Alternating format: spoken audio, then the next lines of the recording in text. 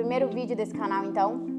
Bom, depois de pensar sobre, eu queria muito conversar com vocês sobre como eu comecei a investir.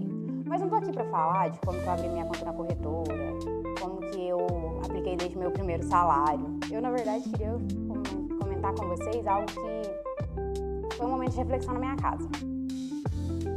Isso aconteceu quando eu tive a curiosidade de perguntar pra minha mãe como que eu comecei a investir. Eu sei, muita gente pergunta, né? Começa perguntando de onde vieram os bebês, começa perguntando de alguns outros assuntos relevantes.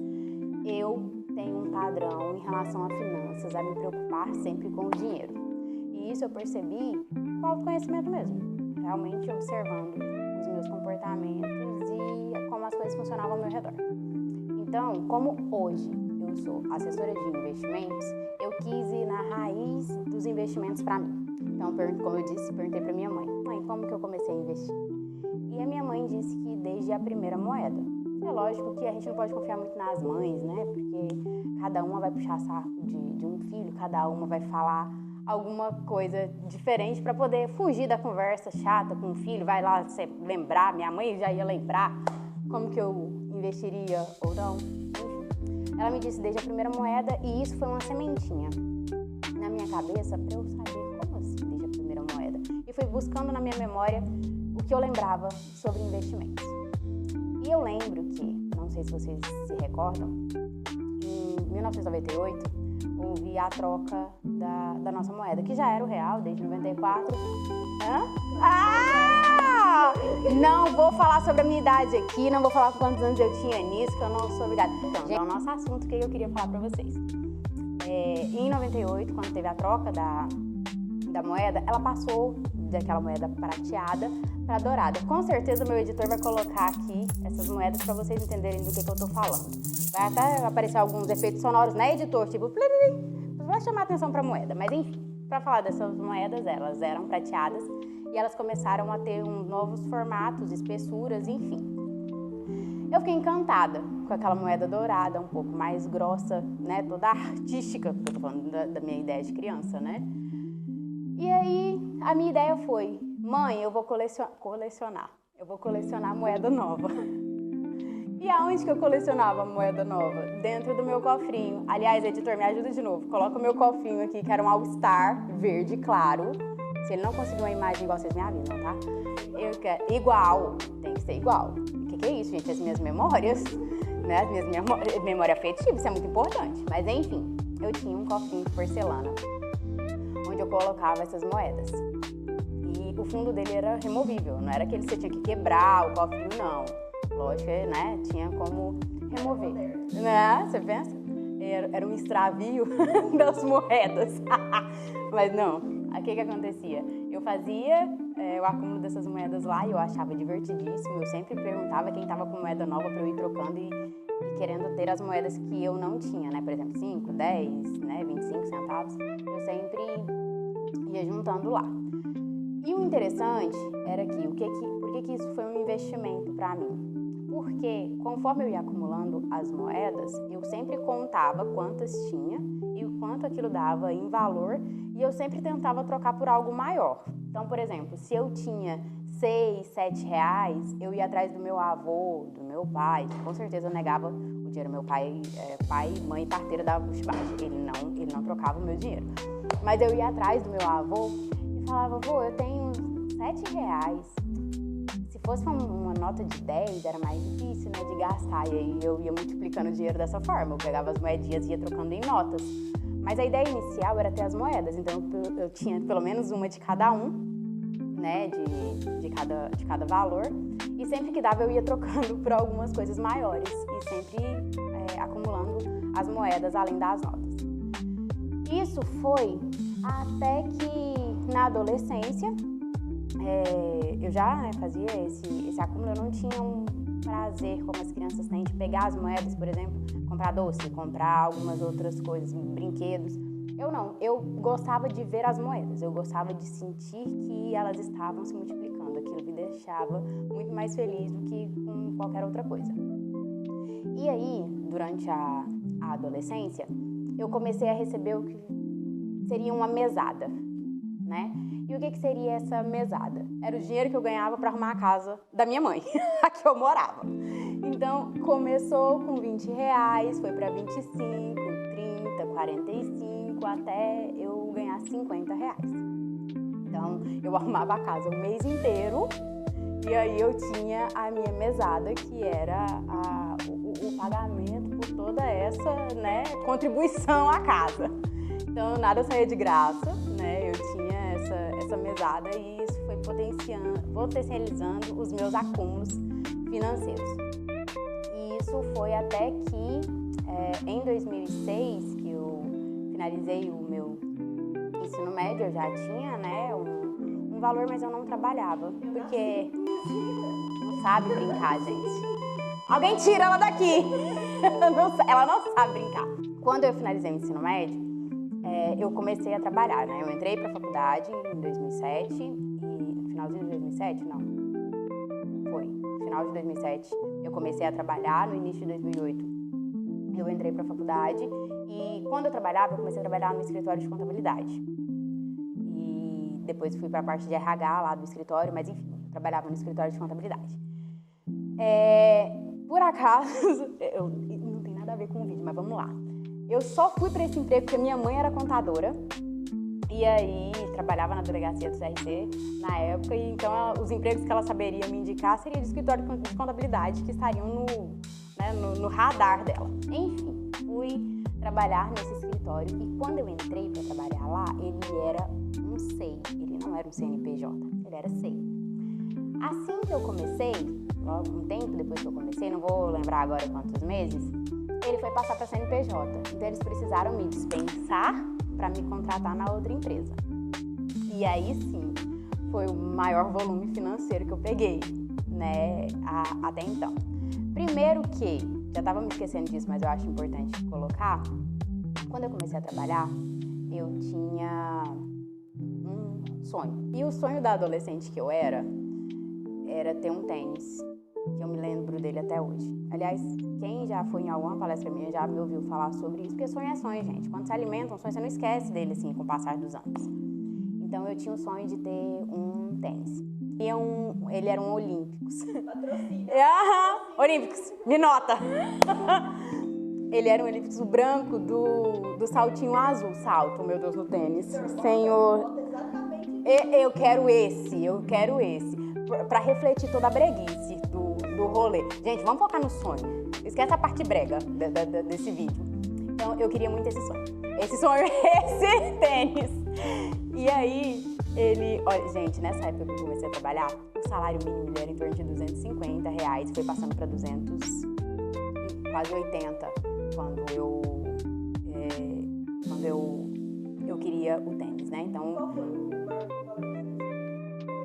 não, eu recebi 252 no primeiro mês, e aí foi nos 3 primeiros meses eu recebia, né, esses 250 e poucos reais, depois foi para 258, enfim, eles foram aumentando conforme... 2007. No final de 2007. E aí eu entrei lá mais pro meio do ano, né, eu entrei em agosto, e isso até o final do ano a gente precisou fazer essa troca. Mas antes da troca do SEI para CNPJ, deixa eu falar do meu sonho aqui, que meu tênis, ele era, olha, e Olímpicos, era muito bom, inclusive, durou bastante, mas vamos lá. Eu queria muito esse tênis, e ele era R$139 na época. Se você for comparar com o salário mínimo, tá caro meu tênis, né? Mas a questão é, eu morava com os meus pais, eu não tinha nenhum gasto. Daria para eu, com o meu primeiro salário, comprar o tênis, mas eu não gostava só da questão financeira, eu gostava do planejamento, eu gostava daquela expectativa de como que eu iria custear e não tirar tudo que eu tinha ou parte significativa do que eu tinha para poder fazer isso, embora eu não tivesse, como diz a minha avó, um periquito para dar água. Então, eu juntei por 3 meses, né, peguei os 50, juntei por 3 meses o valor do meu salário, fui fazendo essas retiradas mensais, e na época o que eu tinha, o que eu conhecia era poupança. Meu Deus, editor, ajuda aqui. O que eu tinha era poupança, muitos, né, Muitos aí que estão assistindo, eu sei, que estão lá com o dinheirinho na poupança, perdendo muita rentabilidade. Pronto, não vou entrar nisso não. Em 2025, 500 poupança. Gente, foca no meu sonho, meu tênis da Olympus. Então, comprei, foi uma realização, acho que eu dormi agarrada no tênis, meu Deus. Quando eu ia trabalhar com ele, era um evento. E isso eu acho importante a gente falar, porque era um investimento para mim, né, o tênis. Até porque a gente acha que investimento é só fazer o dinheiro render, mas quando eu invisto na máquina e que faz o dinheiro render, isso tem alguns resultados positivos também. Bom, então esse sonho eu lembro que eu realizei, foi o primeiro que eu realizei quando eu comecei a trabalhar, e isso não mudou a minha forma de enxergar como eu deveria gastar o dinheiro. E eu quero muito falar sobre esse parêntese aqui nesse vídeo. Eu quero mostrar para vocês como que a minha mente funciona desde criança para que seja muito intuitivo para mim fazer essas reservas, fazer esses planejamentos, economizar, né, ver o dinheiro se multiplicar.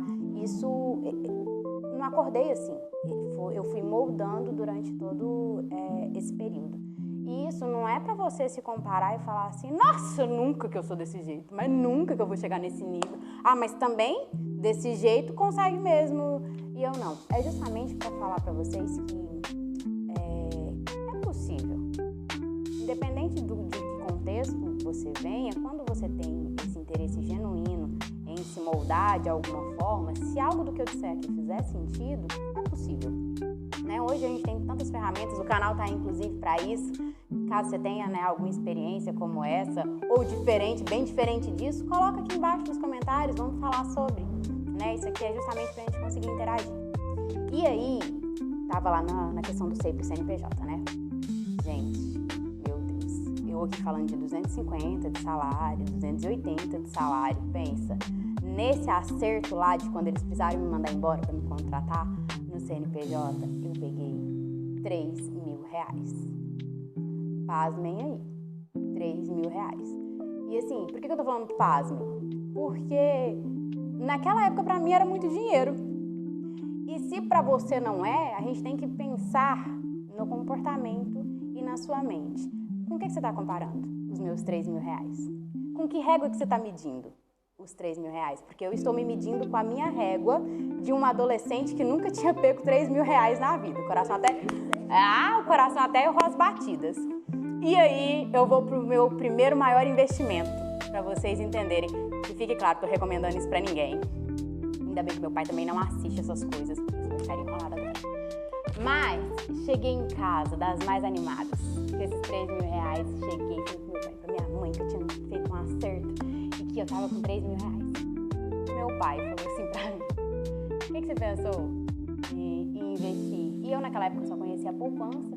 O meu avô e o meu pai sempre tiveram contato, né, com gado, com roça, não para plantar, mas para gado mesmo. Tudo de forma muito singela, muito humilde, nenhum produtor aí de PO, não. Mas enfim, sempre movimentou a economia da família. Então, o meu pai, que é caminhoneiro, transporta gado. Tinha um gado lá na fazenda, uns bezerros que ele tinha comprado, tinha trazido do Pará. E aí, ele falou assim, por que você não compra de bezerro? E eu pensei, não, gente, olha, vocês estão entendendo que quando eu falei da moeda, foi lá em 98, lembra lá do Rei do Gado? Bota o Antônio Fagundes aqui, editor! Cara, ali em cima daquele cavalo rodando no meio do boi. Não, mas calma, gente, era só pra vocês verem onde é que foi a minha cabeça com isso. Ai, senhor. Enfim, só pra vocês ficarem com invejinha agora, quando eu fui comprar os meus bezerros, esses R$3.000 deram 10 bezerros. Hoje, se a gente for pensar, com tanto que a inflação já comeu o dinheiro, as coisas estão inversas, né? 10 mil, se pá, comprou 3 bezerros. Mas enfim, não tô aqui pra falar de cotação de arroba, essa não é a minha área, não é a minha praia, mas o que aconteceu? Aconteceu que eu fui das mais animadas, com meus 17 anos, comprar esses bezerros. Catei no braço do meu avô. Então, Catei no braço do meu avô, falei, vô, vamos ali no pasto que eu preciso que você me ajuda a escolher uns bezerros. O meu pai falou assim, não vai não. Meu pai, acho que já foi uma das primeiras lições que eu recebi a respeito de investimento. Ele falou assim, os bezerros são seus, quem vai escolher é você. Eu falei, meu Deus, eu nunca escolhi bezerro na vida. Até medo de vaca eu tinha, gente. Enfim, mas pensei, vai render legal, né? E eu queria os melhores bezerros, porque meu pai falou, você pode escolher os 10. E é a mesma coisa que a gente passa nos investimentos. Você quer escolher o melhor investimento, o que vai te dar maior rentabilidade. Mas a gente sabe como é que vai funcionar o mercado. Né? Existe previsibilidade em algumas coisas, mas depende do período também. Enfim, eu que não sabia escolher bezerro, fui lá, é lógico que escolhi meus 10, depois falei pro meu avô, se não foi os bons, depois você troca aí pra colocar a minha marca. E saí das mais felizes com meus 10 garrotes, meus bezerrinhos, eu achando que eu estava tranquila. Muito bem, eu era a rainha do gado agora, quem tinha bezerro era eu.